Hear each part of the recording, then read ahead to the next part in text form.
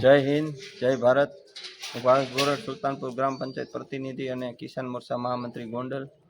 હવે અત્યારે તારીખ 31થી તારીખ 4 સરકાર અને ભારતના હવામાન ખાતા દ્વારા જે જાહેરાત કરવામાં આવી છે કે વરસાદની ભારે આગાહી હોય ગુજરાત અને ખાસ કરીને સૌરાષ્ટ્રની અંદર, તો સુલતાનપુર ગામના લોકોને વિનંતી કે આપણી વાડીએ જે મજૂરો હોય, નીચાણવાળા વિસ્તાર હોય, માલધારીઓને પણ વિનંતી કે પોતાના પશુઓ ઊંચી જગ્યા હોય ત્યાં રાખવા અને ઘાસચારાની પૂરતી વ્યવસ્થા રાખવી.